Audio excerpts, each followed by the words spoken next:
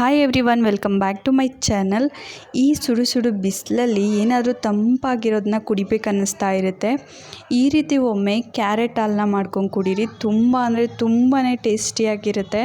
ನೀವು ಮದುವೆಗಳಲ್ಲಿ ಅಥವಾ ಏನಾದರೂ ಫಂಕ್ಷನಲ್ಲಿ ಈ ರೀತಿ ಕುಡ್ದಿರ್ತೀರ, ಅದೇ ಟೇಸ್ಟಲ್ಲಿರುತ್ತೆ. ಈ ಕ್ಯಾರೆಟ್ ಹಾಲು ಮಾಡೋದು ಕೂಡ ತುಂಬಾ ಈಸಿ, ಹಾಗೆ ಕಡಿಮೆ ಇಂಗ್ರೀಡಿಯೆಂಟ್ಸ್ ಬೇಕಾಗುತ್ತೆ.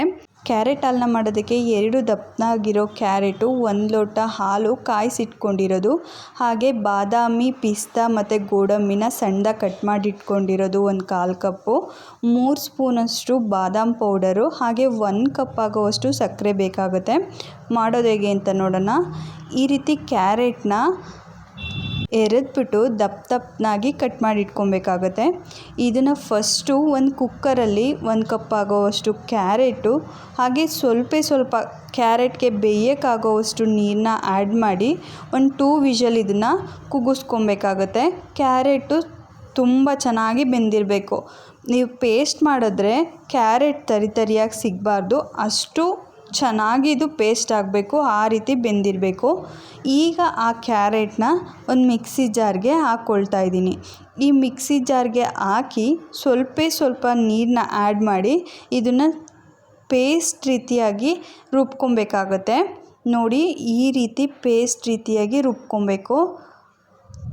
ಈಗ ಇದನ್ನು ಬೇರೆ ಒಂದು ಪಾತ್ರೆಗೆ ಟ್ರಾನ್ಸ್ಫರ್ ಮಾಡ್ಕೊಳ್ಳೋಣ. ದಪ್ಪದಾಗಿರೋ 2 ಕ್ಯಾರೆಟಲ್ಲಿ ನಾವು ಆರಾಮ್ಸೆ ಒಂದು 4 ಕಪ್ ಆಗೋವಷ್ಟು ಕ್ಯಾರೆಟ್ ಹಾಲನ್ನ ಮಾಡ್ಕೊಬೋದು. ನಾನಿಲ್ಲಿ ರುಬ್ಬಿರೋ ಮಿಕ್ಸಿ ಜಾರ್ಗೆ 1 ಲೋಟ ಆಗೋವಷ್ಟು ನೀರನ್ನ ಆ್ಯಡ್ ಮಾಡಿ ತೊಳೆದ್ಬಿಟ್ಟು ಆ್ಯಡ್ ಮಾಡ್ಕೊಂಡಿದ್ದೀನಿ.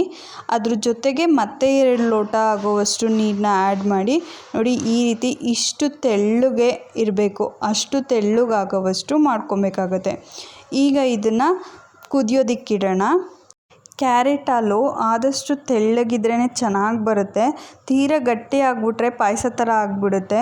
ಈ ರೀತಿ ಇಷ್ಟು ತೆಳ್ಳಗಿರಬೇಕು. ಹಾಗೆ ಇದು ಸ್ವಲ್ಪ ಕುದೀತಾ ಸ್ವಲ್ಪ ಗಟ್ಟಿ ಕೂಡ ಆಗುತ್ತೆ. ನಾನು ಇದಕ್ಕಿಲ್ಲಿ 1 ಕಪ್ ಆಗೋವಷ್ಟು ಸಕ್ಕರೆನ ಆ್ಯಡ್ ಮಾಡ್ಕೊತಾ ಇದ್ದೀನಿ. ಸಕ್ಕರೆ ನಾನು ಸ್ವಲ್ಪ ಮೈಲ್ಡಾಗಿರೋವಷ್ಟು ಹಾಕಿದ್ದೀನಿ. ಮೈಲ್ಡಾಗಿದ್ರೇ ತುಂಬ ಚೆನ್ನಾಗಿರುತ್ತೆ. ಇಲ್ಲ ನಮಗೆ ಸ್ವಲ್ಪ ಸ್ವೀಟ್ನೆಸ್ ಜಾಸ್ತಿ ಬೇಕು ಅನಿಸಿದ್ರೆ ನೀವು ಟೇಸ್ಟ್ ನೋಡಿಕೊಂಡು ಸ್ವಲ್ಪ ಸಕ್ಕರೆನ ಆ್ಯಡ್ ಮಾಡ್ಕೊಬೋದು. ಆದರೆ ಇಷ್ಟು ಹಾಕಿದ್ರೆ ಪರ್ಫೆಕ್ಟಾಗಿ ಬರುತ್ತೆ, ಮೈಲ್ಡಾಗಿ ತುಂಬ ಚೆನ್ನಾಗಿರುತ್ತೆ. ಯಾವ ರೀತಿ ಹೋಟೆಲ್ಗಳಲ್ಲಿ ಹಾಗೆ ಫಂಕ್ಷನ್ಗಳಲ್ಲಿ ವೆಲ್ಕಮ್ ಡ್ರಿಂಕಾಗಿ ಈ ರೀತಿ ಕೊಡ್ತಾರೆ, ತುಂಬ ಚೆನ್ನಾಗಿರುತ್ತೆ, ಅದೇ ಟೇಸ್ಟಲ್ಲಿ ಬರುತ್ತೆ. ಈಗ ಇದು ಒಂದು ಕುದಿಯೋಕ್ಕೆ ಸ್ಟಾರ್ಟ್ ಆಗಿದೆ. ಈಗ ಇದಕ್ಕೆ ನಾನಿಲ್ಲಿ 1 ಲೋಟದಷ್ಟು ಕಾಯಿಸಿರೋ ಹಾಲನ್ನು ಹಾಕ್ತಾಯಿದ್ದೀನಿ. ಇದು ಆಲ್ರೆಡಿ ಕಾದಿರೋ ಹಾಲು. ಅದ್ರ ಜೊತೆಗೆ ನಾನಿಲ್ಲಿ ಒಂದು 3 ಸ್ಪೂನ್ ಆಗೋವಷ್ಟು ಬಾದಾಮ್ ಪೌಡರ್ನ ಆ್ಯಡ್ ಮಾಡ್ಕೊತಾ ಇದ್ದೀನಿ. ಈಗ ಇದನ್ನು ಚೆನ್ನಾಗಿ ಮಿಕ್ಸ್ ಮಾಡಿಕೊಂಡು ಚೆನ್ನಾಗಿದು ಕುದಿಬೇಕು, ಅಲ್ಲಿವರೆಗೂ ಇದನ್ನು ಚೆನ್ನಾಗಿ ಬಿಸಿ ಮಾಡಬೇಕಾಗತ್ತೆ. ನೋಡಿ, ಚೆನ್ನಾಗಿ ಇದು ಮಳ್ಳೋದಕ್ಕೆ ಸ್ಟಾರ್ಟ್ ಆಗ್ತಾ ಇದೆ. ಕಲ್ಲರು ಅಷ್ಟೇ ತುಂಬ ಚೆನ್ನಾಗಿ ಬರುತ್ತೆ. ನೀವೇನಾದರೂ ಮನೆಗೆ ಯಾರಾದರೂ ಗೆಸ್ಟ್ ಬರ್ತಿದ್ದರೆ ಈ ರೀತಿ ಒಂದು ಸಲ ಮಾಡಿಕೊಡಿ, ಅವ್ರು ತುಂಬಾ ಇಷ್ಟಪಡ್ತಾರೆ. ಈಗ ಇದು ಆಲ್ಮೋಸ್ಟ್ ಆಗಿದೆ. ಇದನ್ನು ಸ್ಟವ್ ಆಫ್ ಮಾಡಿಬಿಟ್ಟು ತಣ್ಣಗಾಗೋದಕ್ಕೆ ಬಿಟ್ಬಿಡೋಣ. ಈಗ ಇದು ತಣ್ಣಗಾಗಿದೆ. ಈ ತಣ್ಣಗಾಗಿದ್ಮೇಲೆ ನಾವು ನಟ್ಸ್ನ ಆ್ಯಡ್ ಮಾಡ್ಕೊಬೇಕಾಗತ್ತೆ. ನಾನಿಲ್ಲಿ ಒಂದು ಅರ್ಧದಷ್ಟು ನಟ್ಸ್ನ ಆ್ಯಡ್ ಮಾಡ್ಕೊತಾ ಇದ್ದೀನಿ. ಇನ್ನರ್ಧದಷ್ಟು ನಟ್ಸ್ನ ಗಾರ್ನಿಷಿಗೆ ಎತ್ತಿಟ್ಕೊತಾ ಇದ್ದೀನಿ. ಇದನ್ನು ಒಂದು ಸಲ ಚೆನ್ನಾಗಿ ಮಿಕ್ಸ್ ಮಾಡಿಬಿಟ್ಟು ಈಗ ಇದನ್ನು 1 ಅವರು ಫ್ರಿಡ್ಜಲ್ಲಿ ಇಟ್ಬಿಡೋಣ. ಇದು ಆಗಿದೆ, ಫ್ರಿಡ್ಜಿಂದ ತೆಗ್ದಿದ್ದೀನಿ. ನೀವು ಇಷ್ಟ ಆಗಲ್ಲ ರೆಫ್ರಿಜರೇಟರಲ್ಲಿ ಇಡೋದು ಅನ್ನೋದಾದರೆ ಹಾಗೇ ಕೂಡ ಕುಡಿಬೋದು, ಬಿಸಿನಲ್ಲಿ ಕೂಡ ಕುಡಿಬೋದು. ಆದರೆ ತಣ್ಣಗಿದ್ರೆ ತುಂಬ ಚೆನ್ನಾಗಿರುತ್ತೆ.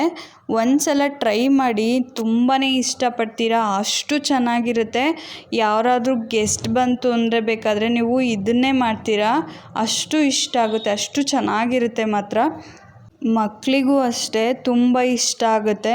ನೀವು ಒಂದು ಸಲ ಮಾಡಿ ಖಂಡಿತ ಮತ್ತೊಮ್ಮೆ ಮಾಡ್ತೀರಾ, ಅಷ್ಟು ಚೆನ್ನಾಗಿರುತ್ತೆ. ಈ ರೆಸಿಪಿ ನಿಮಗೆ ಇಷ್ಟ ಆದರೆ ಲೈಕ್ ಮಾಡಿ, ಕಮೆಂಟ್ ಮಾಡಿ, ಹಾಗೆ ಶೇರ್ ಮಾಡಿ. ನೀವೇನಾದರೂ ಹೊಸ್ದಾಗಿ ನೋಡ್ತಾ ಇದ್ದರೆ ಪ್ಲೀಸ್ ಸಬ್ಸ್ಕ್ರೈಬ್ ಆಗಿ. ಈ ರೆಸಿಪಿ ಮಾತ್ರ ಖಂಡಿತ ಟ್ರೈ ಮಾಡಿ. ಯಾಕೆ ಇಷ್ಟೊಂದು ಹೇಳ್ತಾ ಇದ್ದೀನಿ ಅಂದರೆ ಅಷ್ಟು ಚೆನ್ನಾಗಿ ಬರುತ್ತೆ ಮಾತ್ರ. ಈ ಬಿಸಿಲಿಗೆ ಮಧ್ಯಾಹ್ನದ ಹೊತ್ತು ಈ ರೀತಿ ಒಂದು ಗ್ಲಾಸ್ ಕುಡಿದ್ರೆ ಊಟನೇ ಬೇಕಾಗಲ್ಲ, ಅಷ್ಟು ಚೆನ್ನಾಗೂ ಕೂಡ ಇರುತ್ತೆ. ಯಾರು ಕೂಡ ಚೆನ್ನಾಗಿಲ್ಲ ಅಂತ ಹೇಳೋದಕ್ಕೆ ಆಗಲ್ಲ, ಅಷ್ಟು ಚೆನ್ನಾಗಿ ಬರುತ್ತೆ. ಖಂಡಿತ ಒಂದು ಸಲ ಟ್ರೈ ಮಾಡಿ ಹೇಗಿತ್ತು ಅಂತ ತಿಳಿಸಿ. Thank you for watching.